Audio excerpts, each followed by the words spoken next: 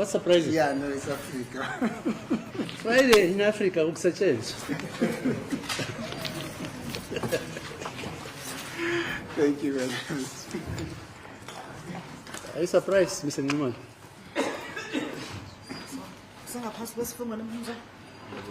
I used to be stationed in Mafikeng. Month end, they don't come to work because by a hall.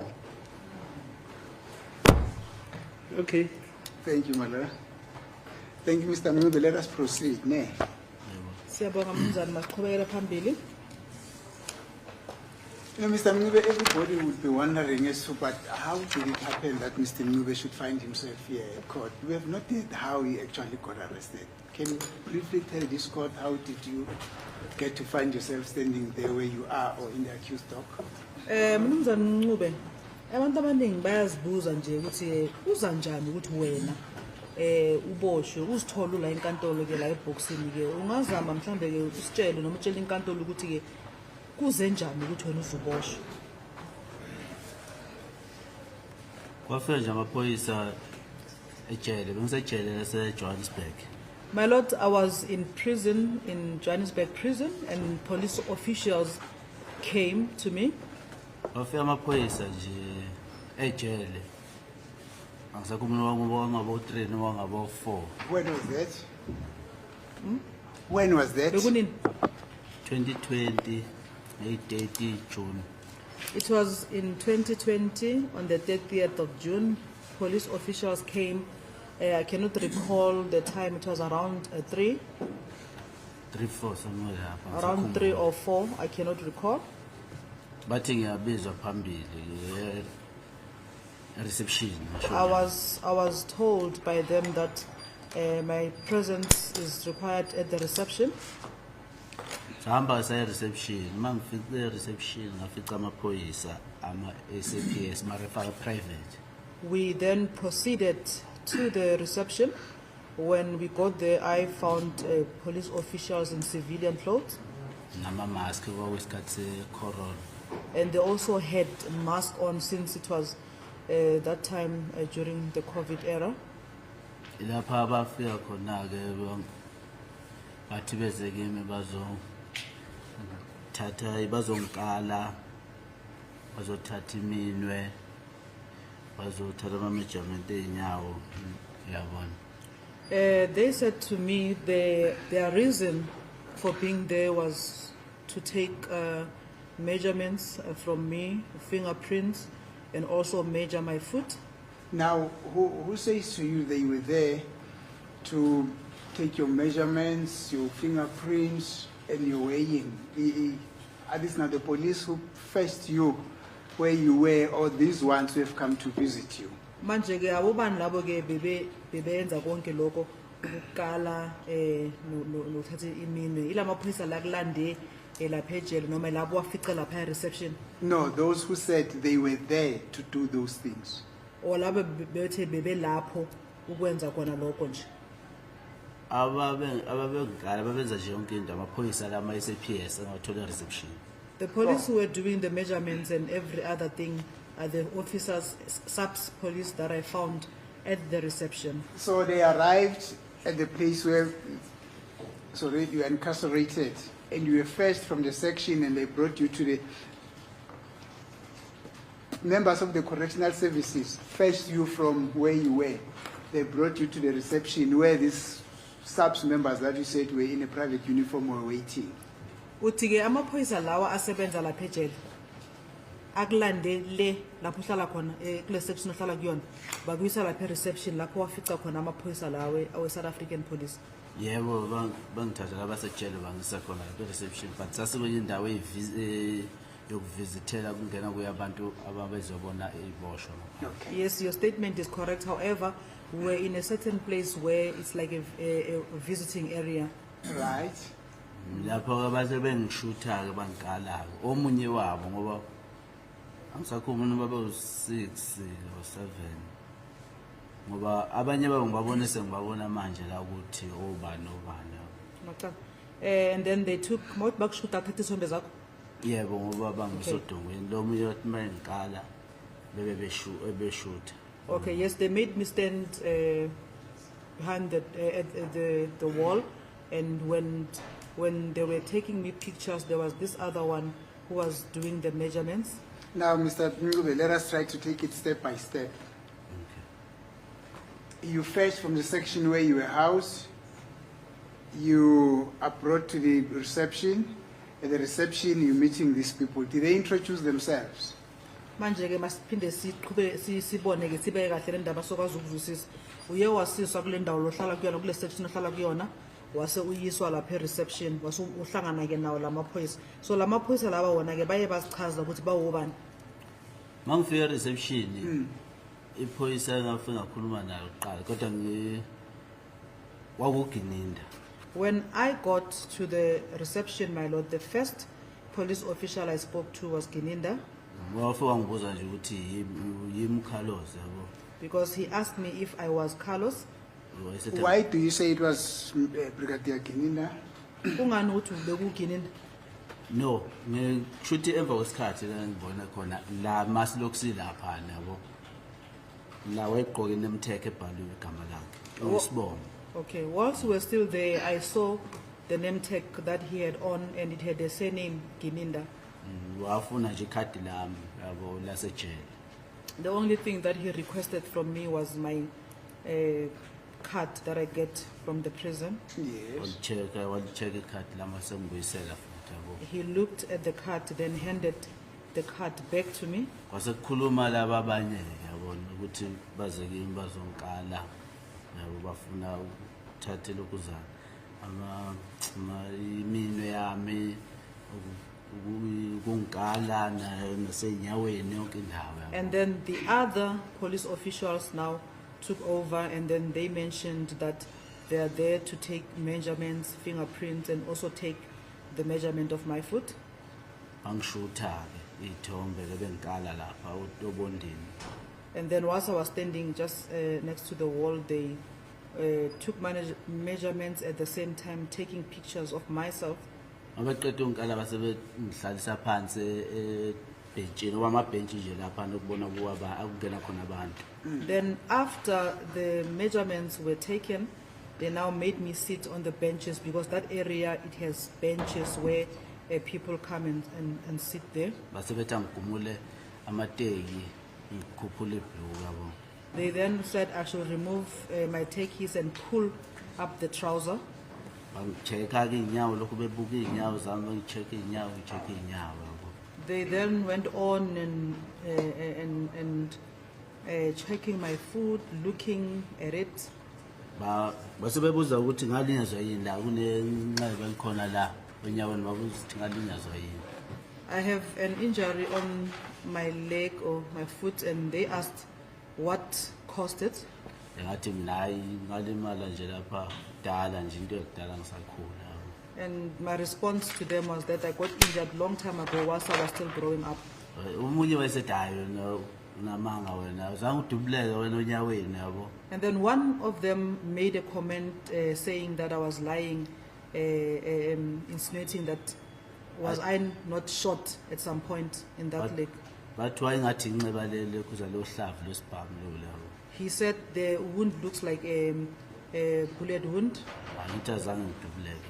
And my response was like, no, I was never shot there. Bese bengisusa lapho mangiqeda bathi ngigqoke lapho bese ngiya kwelinye itafula lapho elalimi khona ukugininda nomkhulu. And then after they requested that I put on kokeini, Bathi ngigqoke icathulo. or I should put on my shoes, I then was directed to go to another table where there was Gininda and also Mohola. Laba fe bathatha khona ke ithupha zami lapho. There, that's where my fingerprints were taken.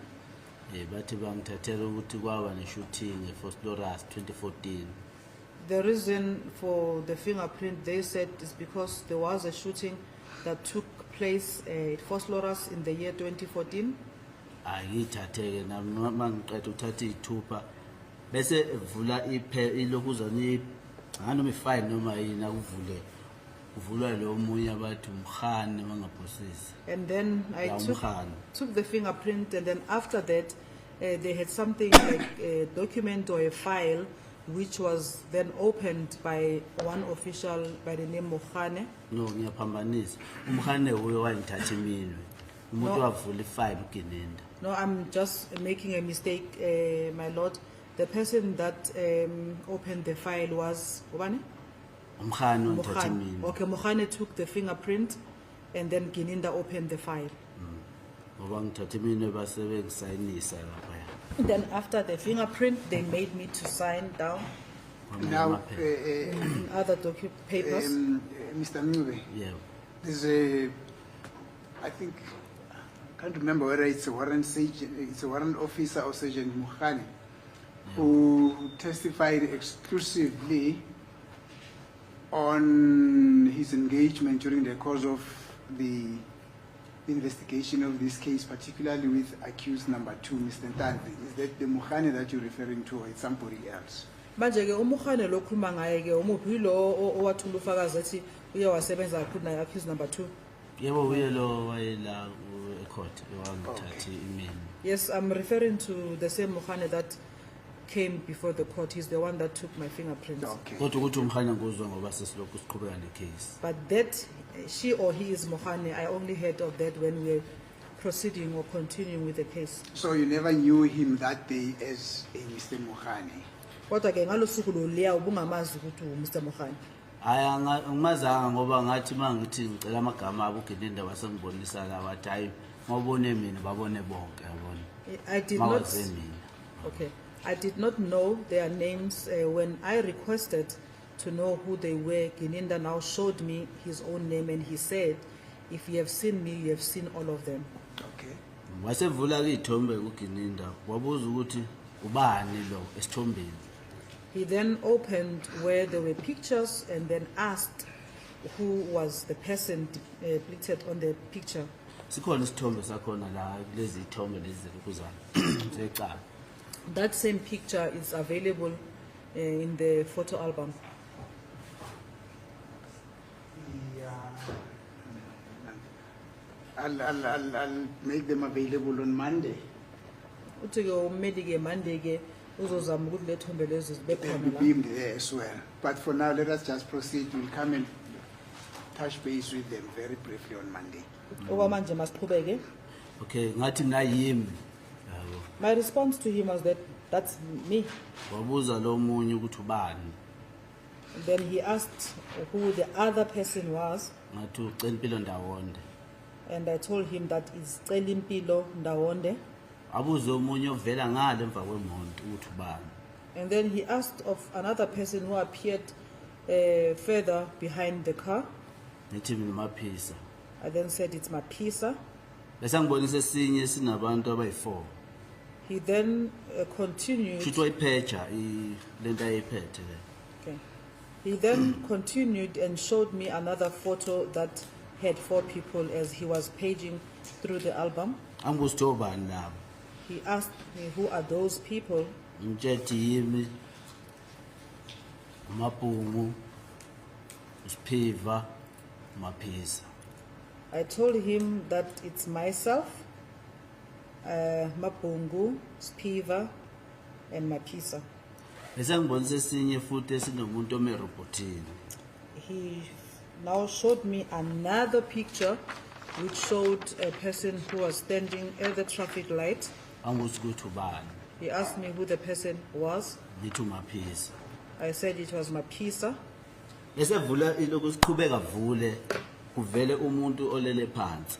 He continued flipping and then there was a picture that showed a person lying down Onegazi so esikipeni esimhlophe. who had blood on a white t-shirt. Angibuza ukuthi ubani lo. He asked me who the person was. Ngithi mina ayi ngimbheke shothi ngimbuke ngithi ayi angazi ngizothi ubani yabo.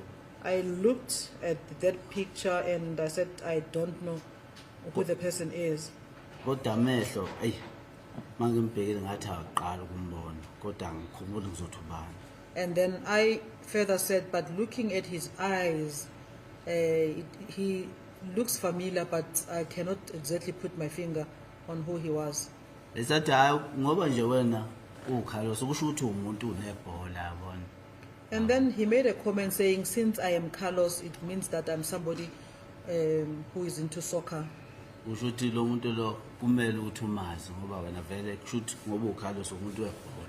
And then he said, I'm supposed to know the person because I'm also into soccer. Ilapho ke ngisho khona sometime mayikhuluma ngebhola ingqondo buya khona ukuthi awusenzo meyiwa ngoba phela ngiyambona ubuso bakhe ukuthi ngiyamazi ku TV. So when he spoke about the soccer thing, I then now remembered, oh, this person is Senzo Moyo. Since I've seen him on TV and he's a soccer player, Bese ngithi awusenzo meyiwa. I then said, it's Senzo Meyiwa. Athi ya uyabona ke ngizokcharge ngalo ke lelicala. Then he said, yes, you see now, I'm here to charge you for that matter. Lapho ngimbuza khona ukuthi ngoba ufike nathi kimi nje mina ngizothatha ama measurement nezithupha ini kanti ngithatha nje ngiyangicharge. And then I said to him, but you came to me and told me that you are there to come and get my measurement and the fingerprint. In actual fact, you are there to come and charge me. Ngathi ngitshele ngani mawuthi uyangicharge kahle kahle. I said, why didn't you tell me initially if you were charging me? Athi hayi ngiyacharge ke manje ngikutshela ngiyacharge ngelicala. He said, I'm charging you now and I'm telling you now that I'm charging you. Ngithi mina hayi ungayisoli ngalento yenzayo. I then said to him, he should not or he must not regret for what he's doing, Ngoba phela manje ngicharge ngobugebengu wena. because now you are charging me fraudulently. Athi ngizokwenzani? And he asked me, what am I going to do? Am I going to arrest him? Ngathi hayi angisho kanjalo kodwa nje bengisho ukuthi ungayisoli. I said to him, no, that's not what I meant, but I'm just saying, don't regret. Lapha ke engifune khona amagama wabo ke lapho. That is the moment or the time when I requested for their names. Ngoba yena wayesethi ke hayi mawubone mina ke ubabone bonke. But he said to me, if you have seen me, you have seen all of us. Eshe ngikhombisa inemtag yakhe la esifubeni. At that point, he was showing me the name tag that was on his chest. Wabuza ukuthi nganguphi makusho Senzo Meyiwa. He asked me, where exactly was I when Senzo Meyiwa was killed? Time na bengihlala eJohannesburg mina 2014 ngoba usho iloku isikhathi uthi nganguphi ke 26 October 2014. He asked of my whereabouts on the 26th of October 2014, and I told him that I was staying in Johannesburg by then. Yabo asengimtshela ke mina ukuthi hayi angazi lutho ngokufa Senzo Meyiwa. I told him that I know nothing about the death of Senzo Meyiwa. Athe naye sizobona ndoda yabo. And then he said to me, we'll see to that. Ngithi mina mawukuthi mhlawumbe ufuna ubufakazi bami ungaya kodlamini ababephethe icala lami yonke into uyithola kubo emayelana necase emayelana nami. I said, if you want my own evidence, you are free to go and meet Dlamini. They will tell you everything that concerns me. Kwaba nje kanjalo ke ukuboshwa kwami ke lapha. That is how I was arrested.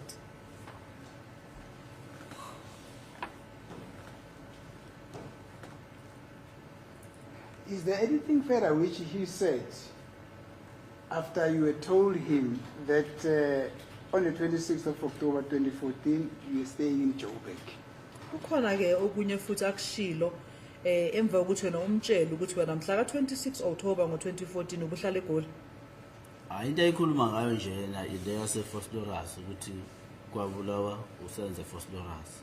The only thing that he mentioned is about Phosphorus, where he said Senzo was killed in Phosphorus.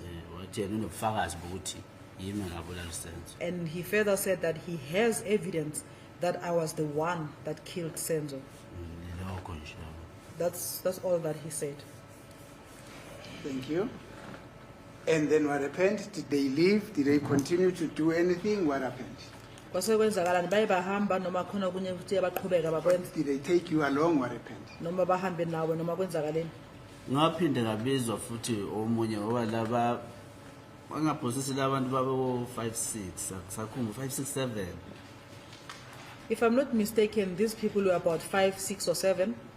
Omunye wangithatha nje wena eceleni wafika wangichazela ukuthi uzothatha iDNA yami. And one of them just took me to the site and then explained to me that he was there to come and collect DNA samples. Ngichazela ukuthi ngabahamba uhamba uzoyisa ukuphi laboratory angazi into enjalo ukuthi kuyocheckwa igazi lami ukuthi alihlangani nini nalokho abakufunayo. And then he further told me that they will take the sample to the lab for analysis just to check if I'm not connected or they cannot get what they want. Kodwa ngichazela ngale kodwa kahle ukuthi kungani mhlambe yini efunwayo yabona ngitholanga ulwazi lapho. But I was not given a proper explanation of exactly what they were looking for. Nama akukho ngikulandele kakhulu ngoba into zomthetho sometimes esenyangizazi. Even on my side, I did not follow that much since I don't know much about the law. Now, this person who said he was requesting to take your DNA, ultimately what did he do to you? Manje ke lo ke owathi ke ulapha uthathe DNA wenzeni wena? Wakhipha nje enye into wayifaka la emaceleni kwelokuzana kwamazinyo angaphakathi. He took some instrument or something and then put it on the side of my tooth inside. Are you able to describe what he put, that which you are referring as to something? Are you Ungakhona able to ukuyichaza describe ukuthi it? into le? Noma ngichaze lento mara into nyana nje so yabayithatha kuhlala kimi abasefaka omunye plastic phakathi. I cannot be able to explain it, but Okay. it's just something that he put it and then brushed it inside and then inserted it somewhere else. Yeah. Wawuvala plastic wakhona wathi ngibheke ukuthi uyavala plastic wawuvala plastic. He put it inside the plastic and then he closed that plastic or sealed the plastic and said I should also observe what he is doing, that he has sealed it inside the plastic. Ngangibonise wona athi hayi uvalile yabo. And then he showed me and said, you see, I've sealed the plastic. Wabe sebhala nje into zakhe lapha kancane wase eyabonga yabo. And then he started packing his things and then thanked me, and that is it. Ngoba nje kanjalo. That's what happened. Is there anything further that happened on that day or at that moment? Khona futhi okunye okwenzekele khona ngalesikhathi lesiya noma ngalosuku lolo. Hayi akubanga izinto eziningi kakhulu ezenzeka nje ilokho nje okwenzeka nje la. That is the only thing that happened on that day. And you're saying this is on the 30th of June 2020? Yeah, we did June 2020. Yes. Then subsequent to that, did you have any interaction with the investigating team? Did those people come back to you and say, hey, this is still a follow-up to our coming here on the 20th of June 2020? Or Manje baba what lokho ke happened? ilungu leli labaphenyi ke liya laphinda futhi laza kuwe lathi ke sesibuyile futhi ke ukulandelela kuloko siqalile ngaphambilini. No, akekho kwabuya kimi mhlawumbe ungitshela ukuthi kwenzakalani. Yes. Nobody or no one came back to me just to come and let me know of the outcomes or what was happening or what is happening. Umuntu nje wazi wabuya ngo-October. Kwabuya okuzi 26 October. Wabuya umkhulu lo sisi lo nomhlala. The only person that came back, the date was on the 26th October. It was Mofola, the lady that normally sits here. Ahamba namaphoyisa lawelokhuzana lawo omgwaqo. Then she was in the presence of the traffic police. Bafika ke lapho bephethe liphepha nje so. They had with them a document, Bafike bangitshela ukuthi kusasa ngiye court. and they told me that I was to appear in court the following day. Bangithethe iphepha lami lama right leli. They also informed me that that document is my document for the rights. Bathi angisign. They said I should sign it. Ngasayina. I signed. Noma saqalisa ngabona kahle kahle ngembono yabo kodwa ngasayina base kuyahamba nami ngabuyela section. Even though we're not on the same page, or but I ended up signing the document. Yes, and then what happened? Kwasokwenzakalani? They left, and then what happened subsequently? Base On bahamba. 26 October. Is that all that happened on 26 October? yebo ngoba sase-reception lapho nje la okwenziwa khona amakhophi yabo ekwelinye ofisi lomunye ukapteni lapha wesifazane. Yes, that is what happened because at that time we were at the reception in an office where they normally make copies, and it was an office that belonged to a female captain. La ngisayela khona-ke emva lokho ngahamba-ke ngoba babethengizwa ikhoti ngakusasa ngaye ekhoti. That is where I signed, and since they already informed me that I were to appear before the court the following day, I then left and appeared in court the following day. How were you taken to court the following day, which I presume it was on the 27th of October 2020? Ngiyacabanga ukuthi ke wavela ecourt ke mhla ka 27 October ngo2020. Manje ukuthi lapho uye lapho ecourt wahamba kanjani? Ngajiswa ijele The prison took me there. ekhoti yase-Boksburg. The box to appear in the Boksburg court. Yes. Uthi ngahamba kanjani ngophe enkantolo? You say, how did I travel to the court? No, you just answered my question that you were taken by the correctional services Yeah. to court in Boksburg. Uthe uthathe amaphoyisa asejele kwisekhwetha seBoksburg kunjalo? Yeah. Yes. Thank you. Now, this Miss Mohula, on 26 October 2020,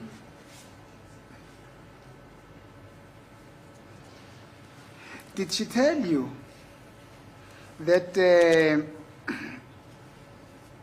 you were a suspect in the case of the death of the deceased, that's Senzo Meyiwa? Manje ke uMiss Moghola ngomhla ka 26 October ngo2020 uye wakutshela ukuthi ke umunye wabasolwayo kule lokufa ke kwaSenzo Meyiwa. Babe ngitshele ngelokhu zange-30 June. I was already informed of that on the 30th of June Ukuthi ngumsolwa wekhesi yaSenzo Meyiwa. that I'm a suspect in the Senzo Meyiwa case. Ngo-October wayesenginika iphepha lama-right wangitshela ukuthi hayi sisiye ekhoti-ke kusasa yabona. In October, he just handed me the document that listed the rights and also informed me that I'll be appearing in court the following day Ngekhesi yaSenzo Meyiwa. in the case of Senzo Meyiwa. Now there you were taken by members of the correctional service to the court, and then what happened at court? Who did you meet at court and what happened? Amaphoyisa ke esejele ayakuthatha ke ayise court ke manje mawufika lapha ecourt ke uye wahlangana nobani? Mangifika ekhoti? Yes. Yes. Okay, before ngifike lapho umkhulu amayifika kimele ukuzane lapha ejele wangichazela ukuthi igama lakhe yena umkhulu. Okay. Before I answer that question, when Moghola came to the prison, she did give me her name, that she's Moghola. Wangikhumbuza ngoba vele ngangimbonile ngolokuzana ngo-October but ngo-June. She reminded me of her name since I'd seen her before in June. Just wangikhumbuza ukuthi laba befike kimi ngo-June yabona. Just reminded me that she's part of the officials that came to me in June. Yeah. Okay, mangifike ekhoti-ke nge-27 lapho engafika khona-ke abafowethu laba bana ikhoti.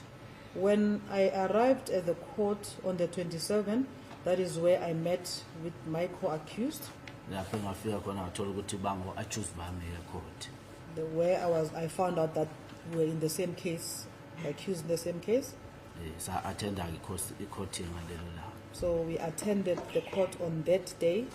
Ngokuthi ngangididekile nami ukuthi kwenzakalani yonke lento eyangidida nje yabona. Ngabuza nasekhoti ukuthi yini kahle kahle ngifunani la. Because I was confused by everything that was happening, I even asked at the court what I was exactly doing there. Kodwa anginikwanga ithuba lokuthi ngikhulume into engangifuna engangifuna ukukhuluma ukubuza.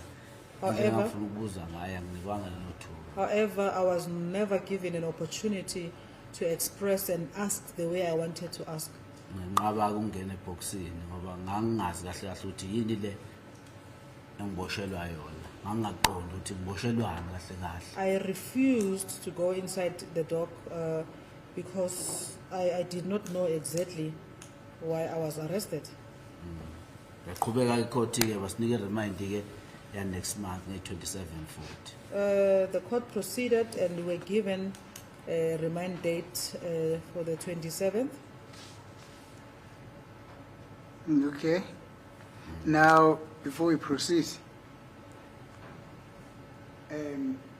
you say when you arrived at court for the first day on 27 October 2020, you met these accused persons who, you said, I met my co-accused at court. Uthi ke mhla ka 27 October ngo2020 mofike court ke uyawathola ke amanye abantu ababoshiwe ukuthi nihambisana kule cala leli. Yebo ngathola abafowethu Sibiya, Ntanzi, Maphisa, Ntuli. Yes, I met my brothers Sibiya, Ntanzi, Maphisa and Ntuli. Thank you. Now, you have told the court that earlier on, during the course of your testimony, that you were seeing accused number one, who is Mr. Spear, for the first time at court.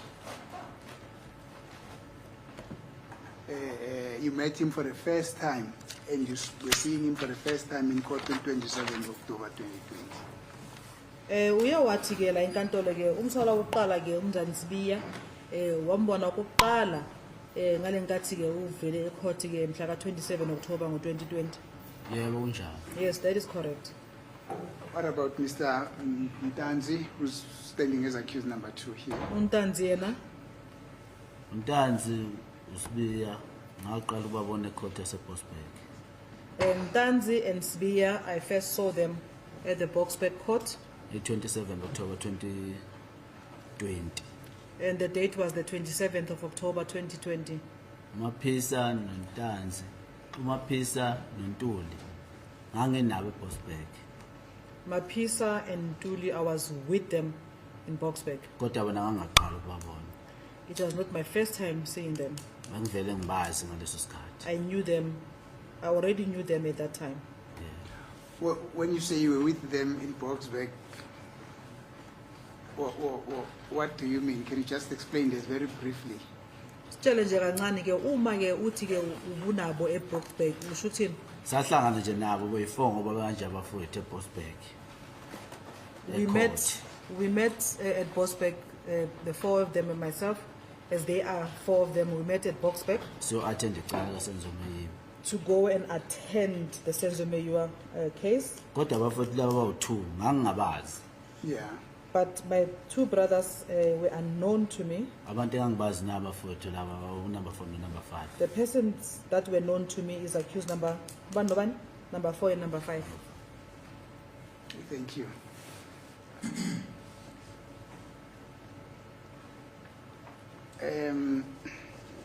And then you say the case on the 27th of October was postponed to the 27th of November 2020.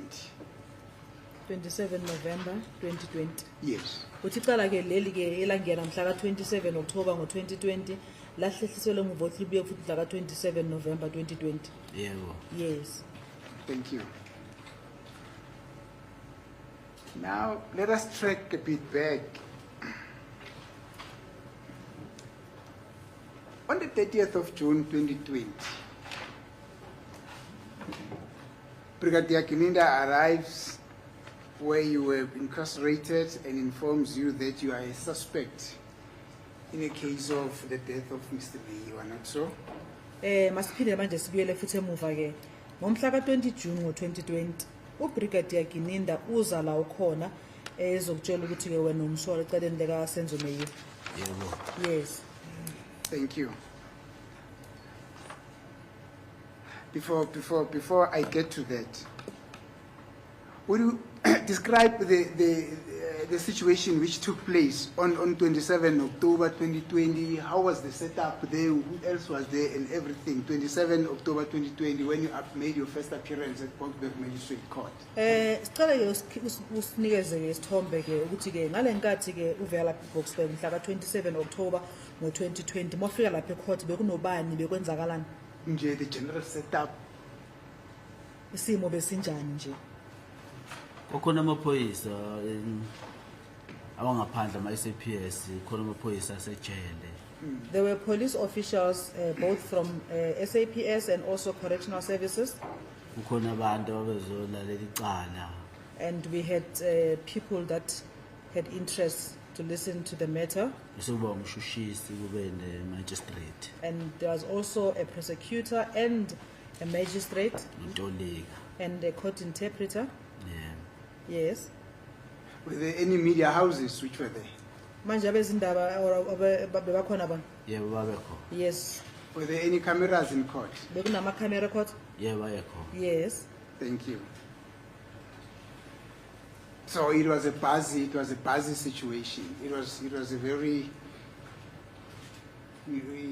very hectic situation, if I to put it that way. A buzz. Bekwindawo nje ebusy nje ngalosuku lo lapha ecourt. Kunjalo okubhizi ngesimo sakhona lesa. Yes, according to what was happening.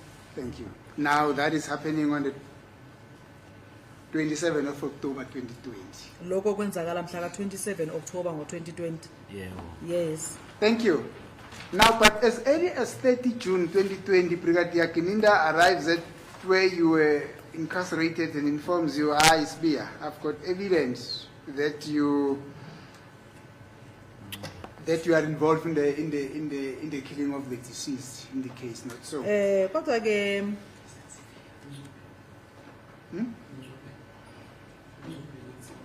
Oh, I'm sorry. I'm sorry, sir. My apologies. kodwa ke ngomhla ka 20 June 2020 uBrigadier Gininda usefika kuwena ethi wena Mncube nginobufakazi obukhombayo ukuthi wena unesandla ekufeni lokho ka Senzomeyiwe. Yebo washo njalo. Yes, that's what he said. Kodwa lokho ukusho umuva oqala bathe nje kwawo bazothatha zonke lezi zinto abayifuna kimi ngoba kune shooting eFosloras 2014. But that he only mentioned after. Initially, they said there are things that they need from me because there was a shooting that happened or took place in Fosloras. Yes, but what I'm saying is that was on the same day when others were taking your measurements, your length, your height, your mass, and the extraction of the DNA from you or your DNA samples. On that day, that's when he also told you that I've got evidence that you are involved in the killing of Senzomeyiwe. Kodwa ngalolo usuku lolo ngalenkathi ke befikile bathatha ke ama measurement bathatha konyawo lakho nokuthi usinda ngakanani nobathatha iDNA lona losuku lolo yilo lo uGilinda wathi kuwena ke Mncube nginabufakazi obukhombayo ukuthi wena unesandla la. Yebo wathona ubufakazi ukuthi mina ngabulala Senzomeyiwe. Yes, he did mention that he has evidence that I'm the one who killed Senzomeyiwe. Thank you. Now, from 30 June to 27 October 2020, June, that is almost 3 months and 20. 3 months and how much days? It's almost 4 months. From 27, from 30 June 2020 to 27 October 2020 is 4 months, exactly 4 months. It was just 3 days before it becomes full 4 months. You know, at school we did the Bantu education, we're using stones to count. We put stones here and count. We never had calculators. The reason why sometimes, calculations skips me. But it was almost like 3 days before it gets to be full 4 months, not so.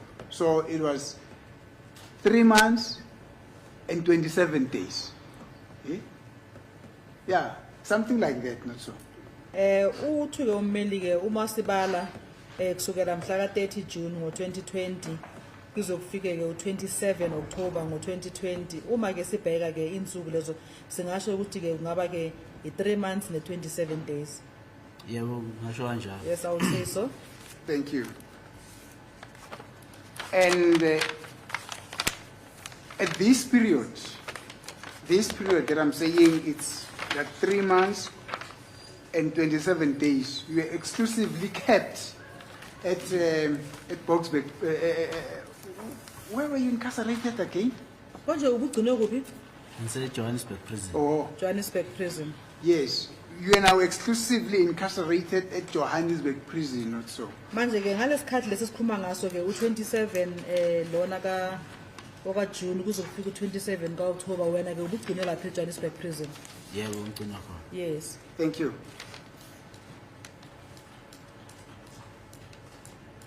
Is there a stage where Brigadier Kininda, or whoever is a member of the investigating team, ever came to you and said, Mr. Mngube, do you still remember on the 30th of June 2020, Brigadier Kininda said that you are involved in the killing of the deceased in this case and has got evidence against you?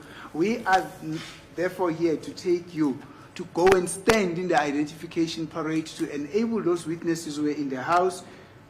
Maybe one can point you out.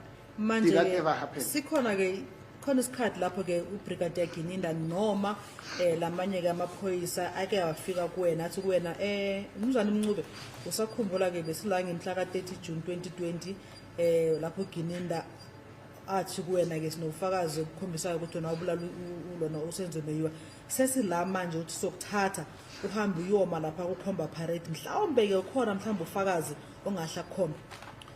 Azange kwenzeke lokho sesingabagcinile ngalesikhathi edayi ndoda ngiyakubopha ke manje ngokuphela lona case senzomeyiwa nobufakazi ukuthi wena obulala senzomeyiwa senzingabagcina lapha until ngaze ngabona umkhulu 26 October 2020. That did not happen since the last time I saw them was when they told me that they are arresting me for the Senzo Meyiwa case until I saw Mukhola on the 26th of October 2020. 26 October 2020.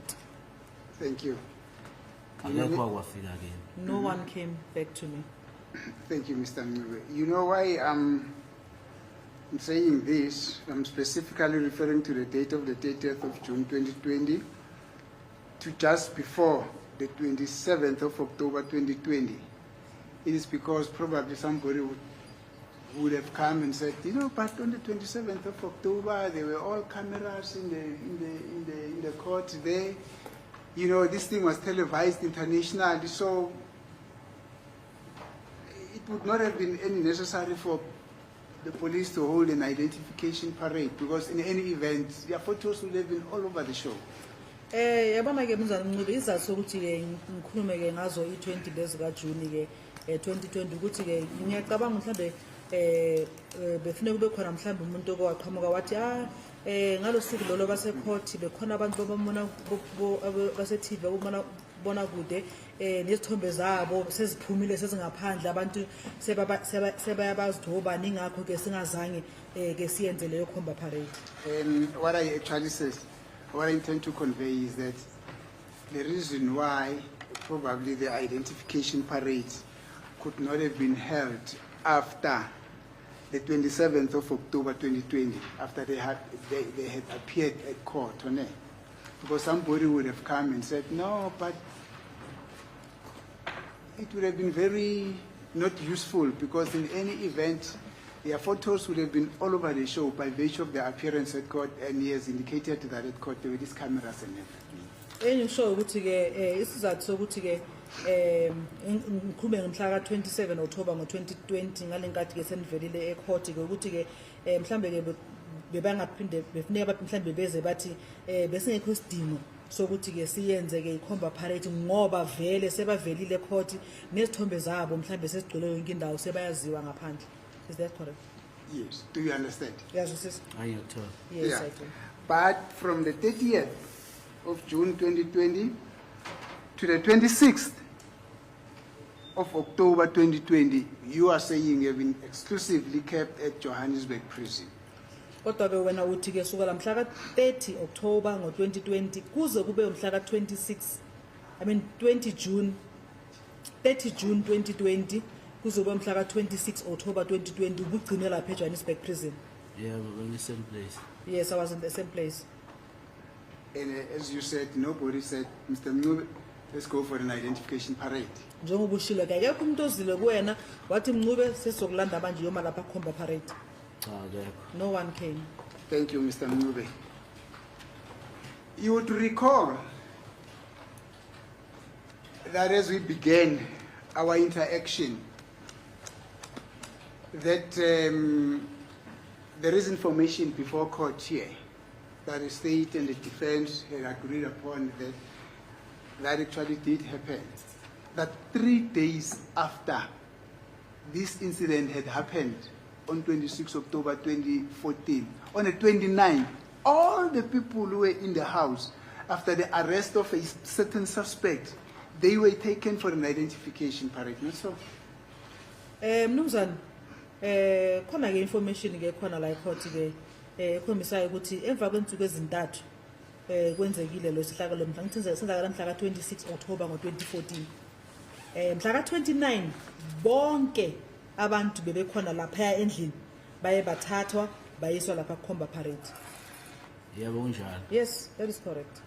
That was, Ngama document akhona la court.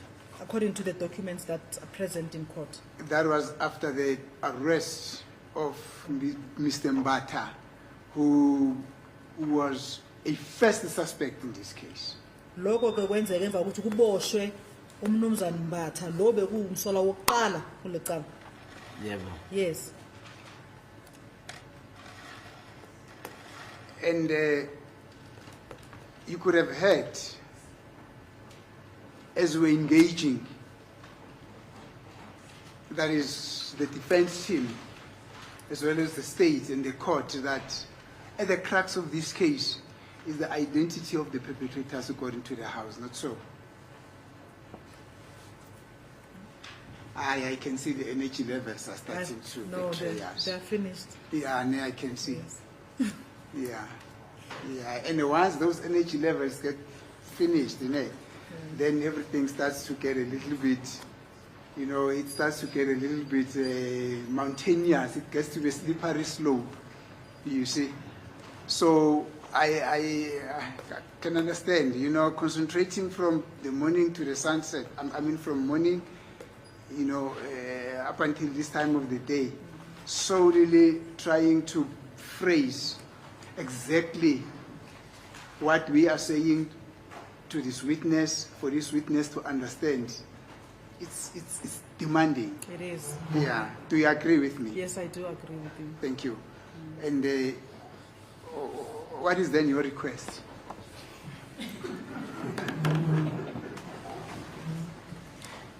I'm just requesting if maybe we can adjourn for today. Thank you.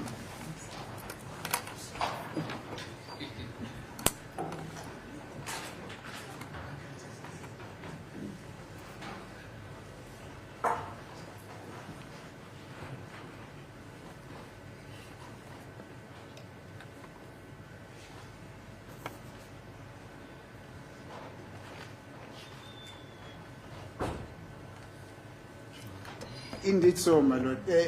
Human mind is a very brilliant thing because it was able to invent computers and AIs who work more than the human mind.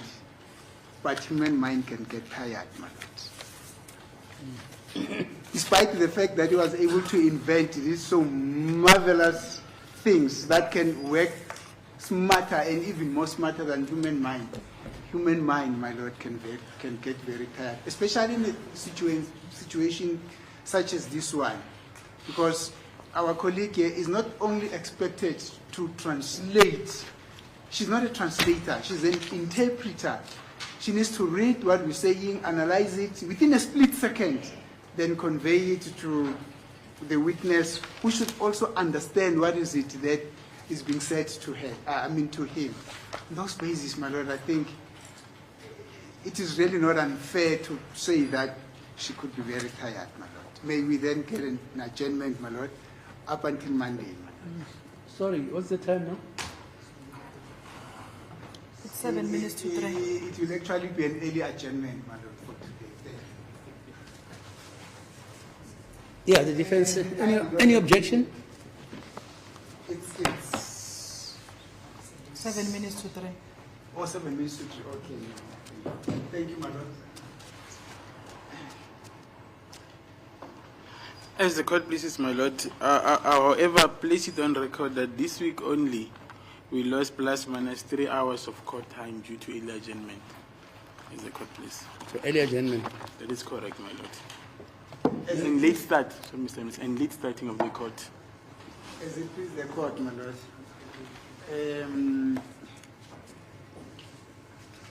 I would not have expected that to come from my colleague, my lord, because I